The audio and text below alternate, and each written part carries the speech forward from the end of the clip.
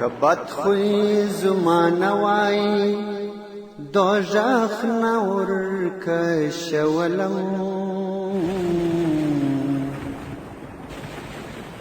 نیزک بابا. محترم اوریدونکو ستاسو پام راړو د الحاج مولوي محمد یاسین فهیم صاحب د جهنم د پیژندلو و خپرونو ته. د جهنم پیژندل نیزک بابا ولم نیزک بابا ولم. بسم الله الرحمن الرحيم. الحمد لله رب العالمين حمد الشاكرين. الصلاة والسلام على سيد الأنبياء والمرسلين سيدنا ونبينا وشفيعنا ومولانا محمد وعلى آله وأصحابه الطيبين الطاهرين. قدرمن اوریدونکو د ژوند د لارې د خپرونې مینوالو السلام علیکم ورحمة الله وبرکاته. ستاسو روغتیا او خوشحالي د پاک رب نه غواړم په دې هیله چې د صحت او عافیت جامې په تن ولرئ او خوشحالي مو په برخه وي. دا دی زه محمد یاسین فهیم د ژوند د لارې د خپرونې په وړاندې کولو کې ستاسو په خدمت کې یم. زموږ د نن ورځې د خپرونې موضوع بیا هم دوزخ وپیژنئ. رسول اکرم صلی الله علیه وسلم په خپل ویناوو کې موږ ته د جهنمیانو حالت بیانوي. رسول الله صلی الله علیه وسلم فرمایي چې الله رب العزت به جهنمی په جهنم کې د سختې ولږې سره مخامخ کړي او د ولږې دا عذاب به له هغه عذاب سره برابر وي په کم عذاب باندې چې دا جهنمی د دې نه مخکې اخته او گرفتاره وه. نو بیا به جهنمی د ولږې څخه فریاد کوي او الله ته به وایي چې یا الله زه وږی یم. الله رب العزت به د ده دا فریاد واوري او جهنمی لپاره به او د ده د خوراک لپاره به الله ذریع برابر کړي. ذریع یو سخت اغزن او بدبویه بوټه دی چې د هغه په خوراک سره نه نس ډکیږي او نه یې ولږه پې ختمیږي. نو چې کله جهنمی ذریع وخوري ولږه پې نه ختمیږي بیا به د ولږې آوازونه شروع کړي او فریادونه به کوي، خواړه به غواړي. الله رب العزت به د دې دا فریاد بیا واوري. د دې نه به وروسته الله رب العزت دې جهنمي ته داسې خواړه برابر کړي چې هغه به د ده په ستوني کې ونښلي، نه به یې نس ته ځي او نه به یې د ستوني نه ښکته کیږي. جهنمي ته به دا خبره معلومه شي چې په دنیا کې به چې ما کم شی خوړل او هغه به چې کله زما په ستوني کې ونښتل نو ما به ورپسې اوبه څښلې، نو دلته به هم د اوبو غوښتنه وکړي. الله رب العزت به جهنمي ته داسې ګرمې اوبه ورکړي چې کله هغه اوبه وڅښي نو کومه کلمې چې د ده په زړه کې دي هغه به ټولې ټوټه ټوټه کړي ورته الله.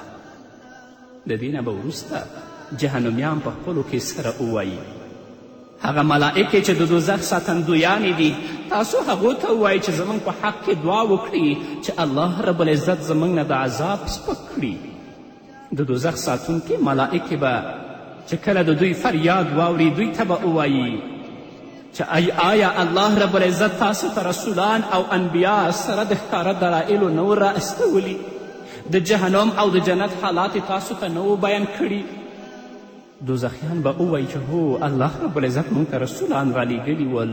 ملائکې به ورته ووایي چې تاسو په خپله دعا وکړئ، موږ ستاسو په حق کې دعا نشو کولی.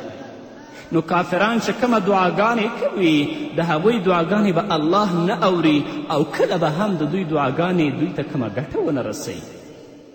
د دې نه به وروسته جهنمیان په خپل منځ کې مشوره وکړي چې تاسو د جهنم مالک ته آواز وکړئ. نو چې کله د جهنم مالک ته آواز وکړي هغوی ته به ووایي چې ای مالکه خپل رب ته دعا وکړه چې موږ ته مرګ راولي، چې الله رب العزت دا کم عذاب چې په موږ باندې دی دا ختم کړي. نو د جهنم مالک به ورته ووایي چې تاسو به تل لپاره د الله رب العزت په دې عذاب کې گرفتاره یاستئ. ستاسو دعا کله هم نه اوریدل کیږي او په تاسو باندې مرګ هم نه راځي، ځکه په دنیا کې چې انبیاو کرامو علماو کومه ویناوې تاسو ته کولې هغه به تاسو دروغ ګڼلې او تاسو به هغوی پسې سپکاوی کوه. نو دلته هم تاسو د الله رب العزت عذاب څکئ، نه به ستاسو دعا اوریدل کیږي او نه به ستاسو آوازونه څوک اوري. د رسول الله صلی الله علیه وسلم مبارک عادت و چې کله به یې د سهار لمونځ ادا که د صحابه و کرامو نه به یې پوښتنه کوله چې ستاسو نه به خو چا کوم خوب نه وي لیدلی او که به یې پخپله خوب لیدلی و نو هغه به یې صحابه و کرامو رضوان الله تعالی علیهم اجمعین ته بیانوه. د انبیاو کرامو خوب هم ریښتونی وي. یوه ورځ رسول الله صلی الله علیه وسلم صحابه کرامو ته وفرمایل چې ما یو خوب لیدلی. هغه خوب دا دی چې یو کس پروت دی او د بل کس په لاس کې غټه ډبره ده او دا سړی په دې سر باندې وهي، سر یې ورته هواروي. همدارنګه بل کس مې ولید چې هغه هم سیده پروت دی او بل کس راځي د مخ د یو اړخ غوښې یې په چاړه اړوي. هغه اړخ یې لا جوړ شوی نه وي چې د دې دویم اړخ ته پیل وکړي. بیا مې د اور یو تنور ولید چې په هغه کې ټول نارینه او ښځې سوځل کېدل او ټول لوڅ او بربنډ ول. کله چې د هغو تیر شوم بیا مې د وینو یوه ویاله او یو بحر ولیده چې په هغې کې یو انسان غوټې وهلې. کله به چې د ویالې غاړې ته نږدې شه او غوښتل به چې د دې وینو د ویالې نه راووځي. د بل کس په لاس کې به ډبره وه او هغه به د دې په خولو ویشتله، بیرته به د هغه وینو په ویالې کې پرېوت. همیش به دې کوشش کوه چې د دې وینو نه راووځي، خو کس به دلته ولاړ و چې کله به د ویالې غاړې ته راغی نو دې به ډبرې باندې په خولې وویشته، بیرته به ویالې ته ګزار کړ. او د دې شه تیر شوم بل کس مې ولیده چې ډېر سخت بد شکله و او ډېر هیبتناکه څیره یې درلودله چې هیڅکله ما داسې هیبتناکه څیره نه وه لیدلې چې هغه اور بلوي او د هغه اور شاوخوا راګرځي او په مخ کې هیڅ د زړهسوي او د رحم آثار هم نه لیدل کیږي. تر دې چې تیر شوم یو باغ مې ولید چې یو جګ انسان پکې ولاړ دی او شاوخوا یې ډېر ماشومان ناست دي. تر هغه چې تیر شوم یوه ډېره لوړه او ښایسته ونه مې ولیدله چې دوه کسان ما سره په خوب کې ول. هغو ما ته راښکاره کوله. هغو راته ویلې چې په دې ونه او په دې درخته باندې ته وخیجه. کله چې زه ونې ته وختلم په ختلو پورته ولاړم د یو ښار آبادي مې ولیده. داسې یو ښار چې د ودانیو دیوالونه یې د سرو او سپینو زرو له خښتو څخه جوړ شوي ول. کله چې د ښار دروازې ته ورسېدم هغه راته خلاص شو. دننه مې څو کسان ولیدل چې د یوه نیمایي بدن یې ښایسته او نیمایي بدن یې سوی دی او د هغه چا په لاس کې چې دا سړی روان و هغه ورته په اوبو کې غسل ورکه نو دا نیم بدن یې چې سوی و دا هم ښایسته شو. چې پورته مې وکتل د سپینو واورو په ډول یوه ودانۍ مې ولیده. پوښتنه مې وکړه دا څه شی دی؟ دوی راته وویل چې دا جنت عدن دی. هغه وګوره ستا کور دی. ما غوښتل چې خپل کور وینم خو دوی راته ویل چې اوس یې لا وخت نه دی، ته به څه وخت وروسته هغې ته راشې. بیا مې پوښتنه وکړه چې دا کومه منظرې ما ولیدلې دا څه شی و؟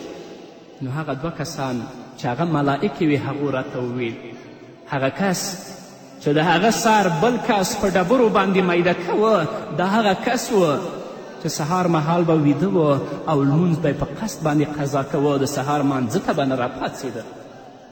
او هغه کس چې د مخ غوښې په چاړه باندې غوڅېدلې هغه دروغجن و او هغه څوک چې چاړه ورسره وه د ده د مخ غوښې پرې کولې هغه ملکه وه. او هغه کس چې د وینو په ویاله کې یې غوټې خوړلې هغه سودخور و. او دویم کس د هغه د سزا لپاره الله رب العزت مقرر کړی و. او هغه چې اور یې بلاوه او ویرونکي او هیبتناکه څیره یې درلودله هغه د دوزخ مشر او مالک دی. له کومه وخته چې الله رب العزت هغه پیدا کړی او په دغه دنده باندې ګمارل شوی دی هیڅکله یې خندلي نه دي. نو ځکه یې تاسو ته څیره ډېره هیبتي ښکاره شوه. هغه باغ چې تا ولید هغه جنت و او هغه جګ سړی ابراهیم علیه السلام و او ورسره ناست ماشومان د مؤمنانو هغه اولادونه دي چې په وړکتوب کې وفات شوي دي ځکه د ده تر څنګ ټول راټول دي. هغه ښار دی چې ولیده هغه جنت عدن دی. هغه ودانۍ دی چې ولیده هغه ستا ده خو ته به څه وخت وروسته هغې ته راشې. ما ورته ویلې چې هغه ښایسته انسان څوک و چې نیمایي بدن یې سوی و. راته وویل شو دا د ستا د امت ګنهګار بنده و چې کله په پل صراط باندې تیرېده نو د جهنم ګرمایش او حرارت د هغه نیم بدن سوی و. او هغه چې غسل یې پکې وکړه هغه د حیات ویاله وه. کله چې دوی پکې غسل وکړي نو هغه نیمایي بدن به الله رب العزت بیرته ورته جوړوي. نبی کریم صلی الله علیه وسلم د آخرت د ژوند یوه نمونه په خوب کې هم ولیده او د معراج په سفر کې رسول الله صلی الله علیه وسلم ته هم د آخرت یوه نمونه حضرت جبرائیل علیه السلام ښودلې. رسول الله صلی الله علیه وسلم د معراج په سفر کې ولیدل چې یو انسان دی چې د ملکو سره د سرو او د سپینو زرو کروزونه دي هغه په جهنم کې ګرموي بیا د ده تندی اړخونه او ملا ته داغونه ورکوي. رسول الله وایي چې ما د حضرت جبرائیل علیه السلام نه پوښتنه وکړه چې دا څوک دي؟ حضرت جبرائیل راته ویلې دا هغه خلک دي چې زکات په دنیا کې نه ورکول او د دوی عذاب ولې د تندي نه پیلیږي؟ ځکه چې دوی د زکات په ورکړه کې لومړی د خپل تندی تریو کاوه. رسول الله وایي بل کس مې ولیده چې یو څه د سرو او د سپینه زرو په ډول شیان دي چې په جهنم کې ګرمیږي او بیا راغورځوي او د دې نفر په بدن پورې نښلي. ما پوښتنه وکړه چې دا څوک دي؟ جبرائیل راته ویلې چې دا غل دی. هغه مهال یې چې غلا کوله نو اوس په جهنم کې ګرمیږي او د ده په بدن پورې نښلي.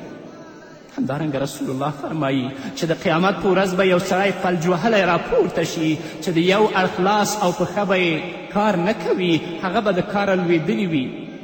دا به خپل ځان نشي سمولی. کله چې ولاړ شي سمدستي به وغورځېږي. نو ما د جبرائیل نه پوښتنه وکړه چې یا جبرائیل دا څوک دی؟ جبرائیل راته په جواب کې ویلې دا هغه څوک دی چې دی په دنیا کې انصاف نه کوه. دا نو فرق نه لري چې په څه کې انصاف کوه او په څه کې نه کوه. هر هغه انسان چې په دنیا کې د انصاف پریږدي او انصاف نه کوي، الله رب العزت به په آخرت کې راپاڅوي چې د بدن یو طرف به بلکل فلج وي چې کله درېږي بیرته به په ځمکه باندې پریوځي.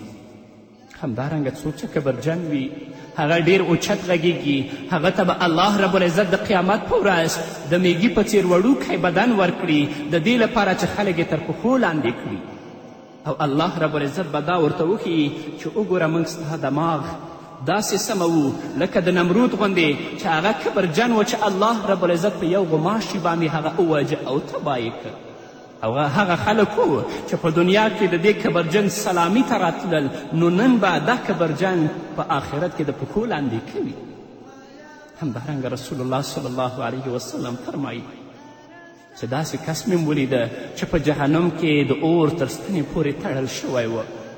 ما د حضرت جبرائیل علیه السلام نه پوښتنه وکړه چې یا جبرائیل دا څوک دی؟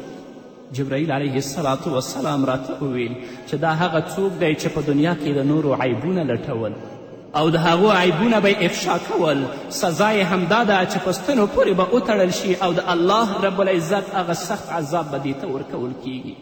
او کومه د جهنم اور چې راځي هغه به د ده زړه پورې نښلي، لکه چې الله رب العزت فرمایي نار الله الموقده التي تطلع على الافئده. ځکه چې عیب لټونکي هم د خلکو په زړونو کې تلاشي کوله او د هغوی پټ رازونه افشا کول، نو اوس به د الهي عذاب هره لمبه راپورته کیږي او سیده به د ده زړه پورې نښلي.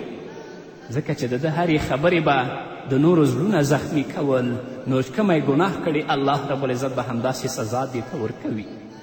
او د چا چې په دماغ کې ناوړه شیطاني او شهواني فکرونه وي، چې کله الله رب العزت دا جهنم ته کته کړي نو جوش اوبه به الله په سر باندې ورچپه کړي، لکه چې الله فرمایي یصب من فوق رؤوسهم الحمیم، د دوی په سرونو به جوش اوبه توی کړی شي. چې څنګه ګناه یې په دنیا کې کړي الله رب العزت به همداسې عذاب په آخرت کې ورکوي. نور به واورو قدرمن اورېدونکو خو د یوې دمې نه وروسته. افسوس پر دوژخیانو چې دوی راسي دوژخو ته دودو او سرو لمبو ته. افسوس پر دوژخیانو چې دوی راسي دوژخو ته دودو او سرو لمبو ته. هر یو به داسې وایي پر دنیا نه پوهېدلم، نه زه کباب ولم نه زه کباب ولم. هر یو به داسې وایي پر دنیا نه پوهېدلم، نه زه کباب ولم نه زه کباب ولم. قدرمنو اوریدونکو بیا هم زموږ سلامونه او نیکې هیلې ومنئ. د زناکاره سزا څرنګه چې زناکاران د زنا کولو په دوران کې بیلابیل عملونه ترسره کوي، د دوی د کړنو په ډول به ورته الله رب العزت بیلابیلې سزاګانې ورکوي او هره سزا به د دوی د کړنو سره مناسبت لري چې زه به تاسو ته بیان کړم.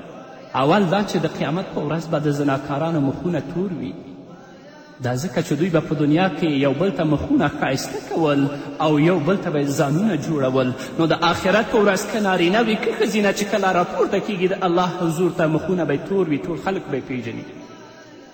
دویم دا چې د مخ غوښې به شکول کیږي، ځکه چې دوی د پردي نامحرم مخ ته د مینې په سترګه او د هوس په نظر کتل، نو الله رب العزت به د آخرت په ورځ د دوی د مخونو غوښې شکوي.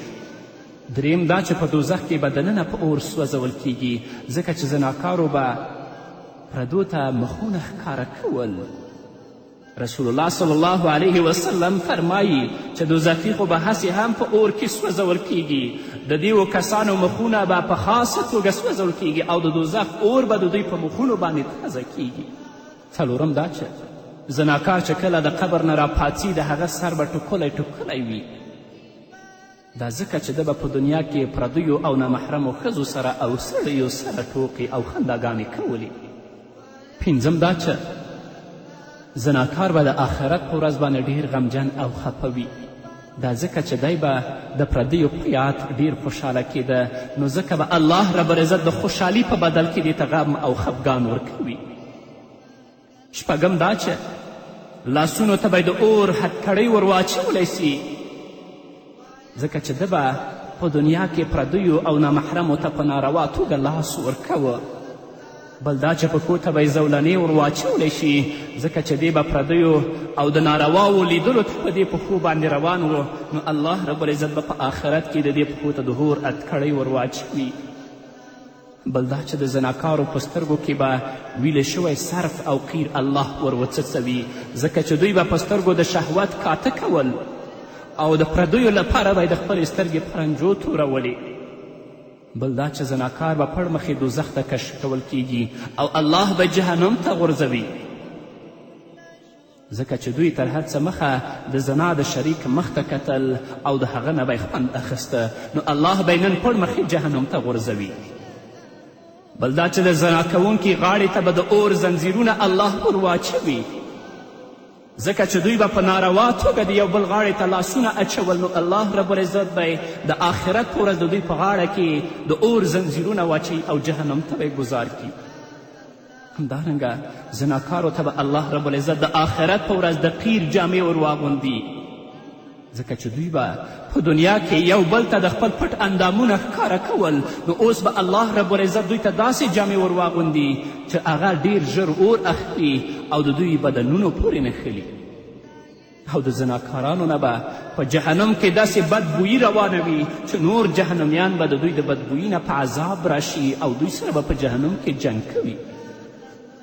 همدارنګه زناکاران به په دوزخ کې د سر په ویښتانو الله رب العزت زړوي، او که هغه ښځې وي الله رب العزت به یې په جهنم کې د خپلو سینو نه زړوي او ټولو خلکو ته به ښکاروي.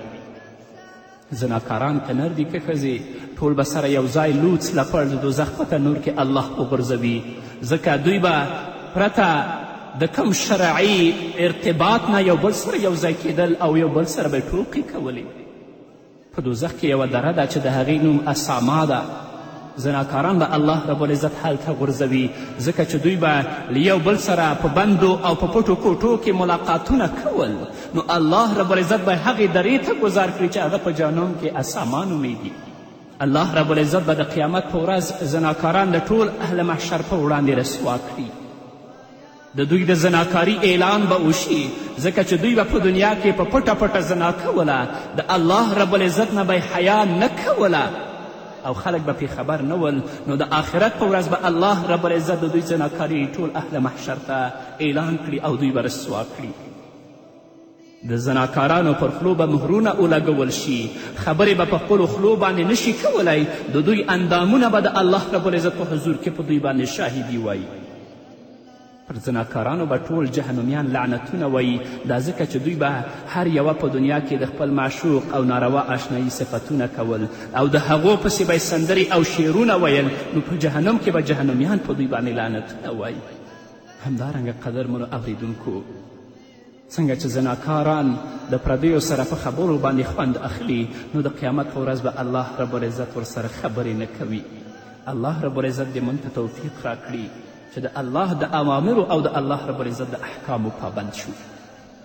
نو زما خویندو او ورونو د دنیا په محدود ژوند او د دنیا په محدودو مزو باندې مه دوکه کیږئ چې تل تر تله به بیا د الله رب العزت په عذاب کې ګرفتاروئ او که تر اوسه هم کومه ګناهونه کړي وي پوه نه یاستئ اوس الله رب العزت ته توبه وکاږئ او په خپلو بدو عملونو باندې پښیمانتیا وکړئ او دا تصمیم ونیسئ چې زه به بیا فاسد عمل ته مخه نه کوم کنی الله رب العزت به د آخرت په ورځ هر هغه څه چې موږ په دنیا کې کړي دي زموږ مخې ته به او د هر یو حساب به موږ سره کوي د الله رب العزت نه ځان لپاره تاسو لپاره د نیکو اعمالو توفیق غواړم نو قدرمنو اورېدونکو دا وه زموږ د نن ورځې خپرونه چې ستاسو درانه حضور ته وړاندې شوه تر بلې خپرونې پورې چې زه بیا هم ستاسو درانه حضور ته راځم تاسو ټول په پاک رب سپارم پاتې ژوندم نیکمرغه ښاد بریالي او کامیابه اوسه غوږونه مې کاڼه سترګې ړندې عقل مې نه و دې ځای ته مې پام نه و